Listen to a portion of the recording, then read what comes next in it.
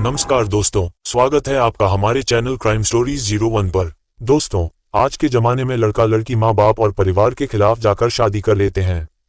ऐसे अधिकतर रिश्तों का अंजाम इतना खौफनाक होता है कि जिसकी कल्पना भी नहीं की जा सकती।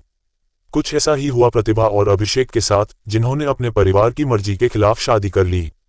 लेकिन फिर साल 2016 में उनकी प्रेम कहानी एक ऐसा मोड़ लेती है जो सब कुछ खत्म कर देती है। प्रतिभा गौतम का गृह नगर उत्तर प्रदेश राज्य के उरई शहर में था। उरई शहर अपने धार्मिक महत्व के लिए विशेष रूप से प्रसिद्ध है और इसी शहर में प्रतिभा का जन्म एक मध्यम वर्गीय परिवार में हुआ था। प्रतिभा के पिता के पास एक बैंक में मामूली नौकरी थी, लेकिन उन्होंने शुरू से ही अपनी बेटी को अच्छी शिक्षा दिलाने में हमेशा साथ दिया। बचपन से ही प्रतिभा एक बुद्धिमान छात्रा थी और पढ़ाई में उसकी काफी दिलचस्पी थी, जिससे वह अपने जीवन में कुछ बड़ा हासिल करने की आकांक्षा बना चुकी थी। अपने हाई स्कूल के वर्षों के दौरान प्रतिभा ने कानून की पढ़ाई में रुचि विकसित की। अब प्रतिभा को वकील बनना था, इसलिए वह उत्तर प्रदेश के लखनऊ शहर में कानून की पढ़ाई करने चली गई। लखनऊ शिक्षा और अनुसंधान का केंद्र है, जिसमें कई प्रमुख संस्थान स्थित हैं। लखनऊ में रहकर प्रतिभा ने bachelor of legislative law LLB की पढ़ाई पूरी की। अपनी स्नातक की पढ़ाई पूरी करने के बाद प्रतिभा ने महसूस किया कि LLM मास्टर इन लॉ प्राप्त करके वह जज बन सकती है। यदि प्रतिभा जज बन जाती तो उसके परिवार की वित्तीय स्थिति में सुधार होता और समाज में भी उसका सम्मान बढ़ता। लखनऊ में ग्रेजुएशन पूरा करने के बाद प्रतिभा ने LLM की पढ़ाई शुरू करने के लिए दिल्ली का रुख किया। हालांकि प्रतिभा यहीं नहीं रुकी। LLM का कोर्स पूरा करने के बाद उन्होंने न्यायिक सेवाओं की तैयारी शुरू कर दी। कोचिंग के दौरान प्रतिभा की मुलाकात अभिषेक राजन नाम के लड़के से हुई। प्रतिभा जहां एक मध्यम वर्गीय परिवार से ताल्लुक रखती थी, वहीं अभिषेक का परिवार बेहद संपन्न था। उनकी पहली मुलाकात 2013 में कोचिंग के दौरान हुई। कुछ ही समय में दोनों की दोस्ती गहरी हो गई और ये दोस्ती प्यार में बदल गई। काफी समय तक उन्होंने अपने रिश्ते को परिवार और समाज की नजरों से छुपा कर रखा, लेकिन कुछ समय बाद उन्होंने शादी करने का फैसला किया। शादी से पहले दोनों ने उत्तर प्रदेश लोक सेवा आयोग द्वारा आयोजित परीक्षा में शामिल होने का निर्णय लिया। प्रतिभा ने इस परीक्षा को पास कर लिया और चयनित हो गई, लेकिन अभिषेक फेल हो गया। इसके बावजूद उनके रिश्ते में कोई कमी नहीं आई। प्रतिभा जज की ट्रेनिंग के लिए जब लंबे समय तक अभिषेक से दूर रही, तो भी उनका प्यार बरकरार रहा। इस दौरान दोनों ने अपने अपने परिवार से शादी की बात करने का फैसला किया। प्रतिभा ने अपने माता पिता को बताया कि वह एक लड़के से प्यार करती है और उससे शादी करना चाहती है। दूसरी ओर अभिषेक ने भी अपने परिवार से प्रतिभा के साथ शादी की बात की, लेकिन दोनों परिवारों ने शादी का विरोध किया। प्रतिभा के परिवार का मानना था कि उनकी बेटी की शादी किसी बड़े अधिकारी से होनी चाहिए। वहीं अभिषेक के परिवार को प्रतिभा की जाति से दिक्कत थी। हालांकि परिवारों के विरोध के बावजूद दोनों ने एक दूसरे का साथ नहीं छोड़ा। प्रतिभा ने अपनी ट्रेनिंग पूरी करने के बाद 2015 में ग्रेटर कानपुर में एडिशनल सिविल जज के पद पर अपनी तैनाती पाई। इस नौकरी के साथ ही प्रतिभा को सरकारी आवास भी मिला। अभिषेक दिल्ली में रहकर वकालत की तैयारी कर रहा था और प्रतिभा कानपुर में नौकरी कर रही थी। 300 मील की इस दूरी के बावजूद वे कभी कभी एक दूसरे से मिलने आते जाते रहे।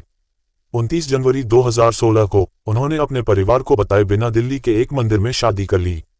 हिंदू संस्कृति में मंदिर में शादी को कानूनी मान्यता प्राप्त है। उनके परिवार इस शादी को स्वीकार नहीं कर रहे थे, इसलिए उनके पास कोई और विकल्प नहीं था। शादी करने के बाद उन्होंने अपने परिवार को इस शादी के बारे में बताया, लेकिन दोनों परिवार इसे स्वीकार नहीं कर रहे थे। हालांकि अगले कई दिनों तक दोनों अपने परिवार को इस शादी के लिए मनाते रहे। नतीजा ये हुआ कि कुछ दिनों बाद अभिषेक के परिवार ने इस शादी को स्वीकार कर लिया, लेकिन प्रतिभा का परिवार अभी भी अपनी बेटी की हरकतों से काफी नाराज था। फिर 2 महीने बाद 23 अप्रैल 2016 को उन्होंने अपने दोस्तों और कुछ खास रिश्तेदारों के लिए दिल्ली में एक पार्टी की योजना बनाई। प्रतिभा के परिवार को छोड़कर सभी लोग इस पार्टी में शामिल हुए। अब उन्होंने अपने परिवार से दूर रहने का फैसला कर लिया था और दिल्ली में शादी करने के बाद वे दोनों कुछ दिनों के लिए प्रतिभा के सरकारी आवास में रहने लगे। ये घर कानपुर के सर्किट हाउस कॉलोनी में था, जहां शहर के बड़े अधिकारी रहा करते थे। कुछ दिन इस घर में रहने के बाद अभिषेक अपनी नौकरी पर वापस दिल्ली लौट आया। लेकिन फिर 9 अक्टूबर 2016 की सुबह प्रतिभा के साथ कुछ ऐसा हुआ जिसने प्रतिभा और अभिषेक के परिवार को हिलाकर रख दिया। दरअसल 9 अक्टूबर की सुबह सुबह अभिषेक अपनी पत्नी प्रतिभा से मिलने के लिए अपनी कार से उनके सरकारी आवास पर पहुंचा। हालांकि कई बार दरवाजे की घंटी बजाने के बावजूद प्रतिभा ने दरवाजा नहीं खोला। अभिषेक को यह बात बहुत अजीब लगी, क्योंकि अगर प्रतिभा कहीं जा रही होती या काम पर जा रही होती तो वह दरवाजा बाहर से बंद करती, अंदर से नहीं। इसीलिए अभिषेक ने सोचा कि अगर दरवाजा अंदर से बंद है तो हो सकता है प्रतिभा अंदर ही हो। इस कारण उसने अंदर जाने के लिए दरवाजा तोड़ने की कोशिश की और दरवाजे की कुंडी 3-4 बार में ही टूट गई। उसके बाद जब अभिषेक बदहवास हालत में घर के अंदर गया तो उसने देखा कि उसकी पत्नी अपने कमरे में पंखे से लटकी हुई थी। इसके अलावा उसके दोनों हाथ भी कटे हुए थे और कमरे में काफी खून फैला हुआ था। ये देखकर अभिषेक काफी डर गया और घबराहट में उसने शव को नीचे उतारा। फिर सुबह करीब 9 बजे अभिषेक पुलिस स्टेशन गया, जो प्रतिभा के घर से करीब 2 मील दूर था।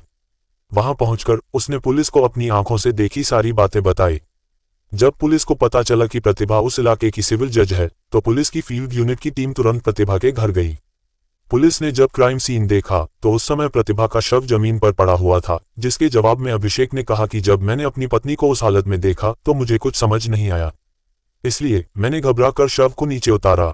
अब अभिषेक भी अंदर से पूरी तरह से टूट चुका था, क्योंकि उसकी शादी को 1 साल भी नहीं हुआ था। प्रतिभा के गले में दुपट्टा लटका हुआ था और उसके दोनों हाथ कटे हुए थे। इसी बीच फॉरेंसिक टीम घटनास्थल पर पहुंचती है और हर बारीकी से जांच करती है। अब तक इस घटना को स्थानीय समाचार चैनलों ने भी कवर कर लिया था, जिससे कानपुर ही नहीं बल्कि प्रतिभा के गृहनगर उरई में भी मातम छा गया था।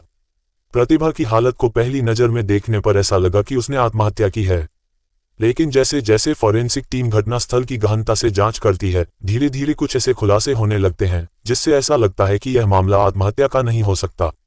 पहला सवाल तो यही था कि अगर कोई आत्महत्या करने वाला होता है तो क्या वह अपनी कलाई की नसें काटता है या फिर फांसी लगा लेता है, क्योंकि जब कलाई की नसें कट जाती हैं तो नसों से बहुत ज्यादा खून बहता है, जिससे व्यक्ति ज्यादातर समय बेहोश रहता है, और ऐसी हालत में वह कैसे फांसी लगा सकता है। लेकिन प्रतिभा के मामले में तो उसकी कलाई की नसें भी किसी नुकीली चीज से काटी गई थीं। फॉरेंसिक टीम ने जब प्रतिभा के गले से दुपट्टा हटाया तो गर्दन पर किसी नुकीली चीज के निशान भी मिले। इन सभी कट के निशानों को देखकर ऐसा लग रहा था जैसे ये किसी रेजर ब्लेड से बने हों। इसी बीच प्रतिभा के माता पिता भी उसके घर आ जाते हैं, क्योंकि पुलिस ने शुरुआती जांच के दौरान उन्हें इसकी सूचना दे दी थी।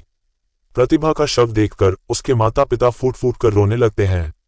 इसके बाद प्रतिभा के शव को पोस्टमार्टम के लिए भेज दिया जाता है। पोस्टमार्टम रिपोर्ट आने से पहले फॉरेंसिक टीम को शक हो गया था कि कहीं यह मामला आत्महत्या का तो नहीं है। दरअसल फॉरेंसिक टीम ने सबसे पहले उस पंखे को देखा जिस पर प्रतिभा का शव लटका हुआ था। फॉरेंसिक विशेषज्ञों के मुताबिक जिस पंखे से प्रतिभा लटकी हुई मिली थी वह इतना मजबूत नहीं था कि उसका वजन सह सके। साथ ही अभिषेक घर में सिर्फ मुख्य दरवाजा तोड़कर ही घुस सकता था।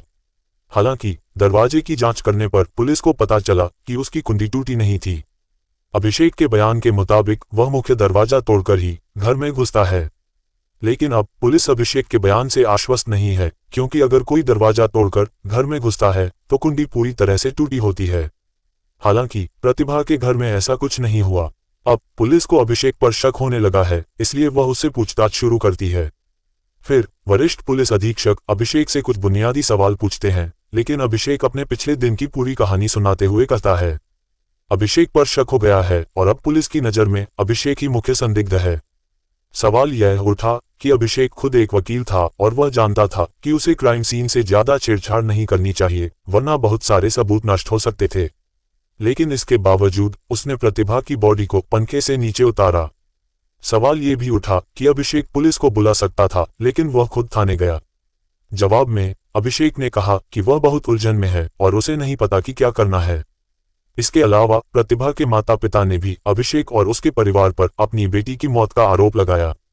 प्रतिभा के माता पिता ने यह भी कहा कि अभिषेक प्रतिभा को उनसे बात करने से रोकता था, और इसके अलावा अभिषेक दहेज की भी मांग करता था, जिससे प्रतिभा बहुत दुखी रहती थी।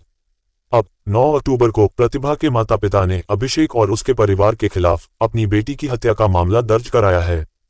प्रतिभा के पिता ने कहा कि या तो अभिषेक ने प्रतिभा की हत्या की है या फिर उसे आत्महत्या के लिए मजबूर किया गया है। करीब से देखने पर प्रतिभा की जिंदगी में सब कुछ ठीक लग रहा था। वह एक आत्मनिर्भर लड़की थी। उसने 5 साल अपने परिवार से दूर लखनऊ में बिताए और 6 साल वह दिल्ली में रही। इस दौरान प्रतिभा ने काफी संघर्ष किया और अब उसे अपनी मनपसंद नौकरी भी मिल गई थी। तो सवाल यह है कि मेहनती प्रतिभा ने आत्महत्या क्यों की? खैर, अब पुलिस को पोस्टमार्टम रिपोर्ट मिल गई है, जिसमें बताया गया है कि प्रतिभा की मौत दम घुटने से हुई थी। हालांकि इसके अलावा प्रतिभा के शरीर पर कई घाव थे। ऐसा लग रहा था जैसे उसके शरीर पर डंडे से वार किए गए हों। इसके अलावा दोनों कलाई पर रेजर ब्लेड के 14 निशान थे और गर्दन पर 3 निशान थे। लेकिन इस रिपोर्ट से पुलिस को सबसे ज्यादा हैरानी इस बात से हुई कि प्रतिभा 3.5 महीने की गर्भवती थी। इस खुलासे के बाद पुलिस 80% इस बात को लेकर आश्वस्त है कि प्रतिभा ने आत्महत्या नहीं की है, क्योंकि गर्भवती महिला शायद ही कभी ऐसा खतरनाक कदम उठाती है। आमतौर पर पुलिस को किसी भी व्यक्ति की 7 से 14 दिन की कस्टडी मिलती है, लेकिन इस मामले में पुलिस पर दबाव इतना ज्यादा था कि उन्हें अभिषेक की कस्टडी सिर्फ 7 घंटे की ही मिली। दरअसल अभिषेक के पिता रिटायर्ड जज थे और इसके अलावा अभिषेक की बहन दिल्ली की एक जिला अदालत में वकील थी और अभिषेक के 7 रिश्तेदार न्यायिक सेवा में थे। दूसरी ओर पोस्टमार्टम करवाने के बाद प्रतिभा का शव उसके परिजनों को सौंप दिया जाता है। इस बीच पुलिस अभिषेक से पूछताछ शुरू करती है और इस दौरान अभिषेक का फोन भी जब्त कर लिया जाता है। उसके और प्रतिभा के बीच हुई चैट को पढ़कर पुलिस को काफी कुछ पता चलता है। इस बिंदु पर पुलिस को 100% यकीन हो गया कि प्रतिभा ने आत्महत्या नहीं की बल्कि उसकी हत्या की गई है, और प्रतिभा की हत्या किसी और ने नहीं बल्कि खुद उसके पति अभिषेक राजन ने की है। इसके बाद पुलिस अभिषेक से कड़ी पूछताछ करती है, जहां चंद घंटों में ही अभिषेक ये स्वीकार कर लेता है कि उसने ही प्रतिभा की हत्या की है। लेकिन जब अभिषेक से इस हत्या के पीछे का मकसद पूछा गया तो उसने पुलिस को एक कहानी सुनाई। दरअसल जब अभिषेक ने प्रतिभा से शादी की थी तो उसके माता पिता उसी दिन से इस शादी के खिलाफ थे। हालांकि कुछ समय बाद दोनों इन सारी बातों को भूलकर खुशी खुशी रहने लगे, लेकिन फिर शादी के करीब 5 महीने बाद प्रतिभा ने अभिषेक को बताया कि वे माता पिता बनने वाले हैं। इस खबर से अभिषेक को कोई खास फर्क नहीं पड़ा, लेकिन प्रतिभा बहुत खुश हुई। हालांकि प्रतिभा ने ये खुशखबरी अपने माता पिता को भी बताई और प्रतिभा की मां इस खबर से इतनी खुश हुई कि वह भी अपनी बेटी से मिलना चाहती थी। दूसरी तरफ अभिषेक सोच रहा था कि प्रतिभा के माता पिता भी उसे दामाद नहीं मानते। इसके अलावा प्रतिभा अभिषेक से ऊंचे पद पर थी और जब बच्चा पैदा होता है तो उन पर जिम्मेदारी और भी बढ़ जाती है, लेकिन अभिषेक अभी यह जिम्मेदारियां नहीं उठाना चाहते थे। इसलिए उन्होंने प्रतिभा से कहा कि हम दोनों का करियर अभी शुरू हुआ है और हमें अभी सिर्फ अपने करियर पर ध्यान देना चाहिए। तुम्हें गर्भपात करा लेना चाहिए और हम बाद में बच्चों के बारे में प्लान कर सकते हैं। लेकिन प्रतिभा अभिषेक की बात से सहमत नहीं थी, क्योंकि वह बच्चे की खबर से बहुत खुश थी और मां बनने के लिए तैयार थी। लेकिन इसी वजह से दोनों के बीच बहस शुरू हो गई और तब से अभिषेक ने प्रतिभा को उसके माता पिता से बात करने से रोक दिया। इसके बाद एक दिन बहस के दौरान अभिषेक ने प्रतिभा की हत्या कर दी। इसके बाद अभिषेक ने इस पूरी घटना को आत्महत्या का रूप देने के लिए प्रतिभा को पंखे से लटकाने की कोशिश की, लेकिन वह इसमें नाकाम रहा। हैरान करने वाली बात यह है कि इसके बाद अभिषेक अपनी पत्नी प्रतिभा की लाश के पास बैठकर सोचता रहा कि वह पुलिस से कैसे बच सकता है। इस दौरान उसने प्रतिभा के फोन से सभी धमकी भरे और गर्भपात संबंधी मैसेज डिलीट कर दिए, लेकिन अपने फोन से सभी मैसेज डिलीट करना भूल गया। फिर सुबह करीब 9 बजे अभिषेक पुलिस स्टेशन गया और बाकी की कहानी तो आप जानते ही हैं। लेकिन इस कहानी का दुखद पहलू यह था कि जिस लड़की ने अपने परिवार के खिलाफ जाकर अपने प्रेमी से शादी की, उसे आखिरकार उसी प्रेमी ने दर्दनाक मौत दी। हालांकि अंत में अभिषेक को बरी कर दिया गया और उसके माता पिता को भी बरी कर दिया गया, लेकिन इस खुलासे के बाद अभिषेक के माता पिता मौके पर फरार हो गए। इसके बाद कोर्ट ने उनके खिलाफ गिरफ्तारी वारंट जारी कर दिया, लेकिन 18 अक्टूबर को दोनों भगोड़े कानपुर कोर्ट में पेश हुए। इसके अलावा अभिषेक ने कई बार जमानत के लिए अर्जी लगाई, यहां तक कि सेशन कोर्ट, हाई कोर्ट और सुप्रीम कोर्ट तक में अर्जी लगाई, लेकिन हर कोर्ट ने उसकी अर्जी खारिज कर दी। हालांकि अप्रैल 2022 में अभिषेक को हाई कोर्ट से जमानत मिल गई। ये केस अभी भी कानपुर सेशन कोर्ट में चल रहा है और आरोपी को अभी तक सजा नहीं सुनाई गई है। लेकिन दुख की बात यह है कि पुलिस के पास अभिषेक को दोषी ठहराने के लिए फिजिकल और डिजिटल दोनों तरह के सबूत थे, फिर भी आरोपी को सजा सुनाने में इतना समय लग गया। अगर इस केस में कोई अपडेट होता है तो हम अपने चैनल के कम्युनिटी पोस्ट के जरिए आपको दे देंगे। तो दोस्तों, ये था प्रतिभा केस। इस केस पर आपकी क्या राय है, हमें कमेंट बॉक्स में जरूर बताएं। दोस्तों, इस कहानी को सुनाने का उद्देश्य किसी के दिल को ठेस पहुंचाना नहीं है, बल्कि देश में हो रही ऐसी घटनाओं से आप लोगों को जागरूक करना है। अगर आपको हमारी मेहनत पसंद आई हो तो वीडियो को लाइक कर ज्यादा से ज्यादा शेयर भी करें, और अभी तक आपने हमारे चैनल क्राइम स्टोरीज 0 को सब्सक्राइब नहीं किया है तो सब्सक्राइब जरूर कर लें, क्योंकि ऐसी सच्ची घटनाएं हम इस चैनल पर हमेशा लाते रहते हैं। धन्यवाद।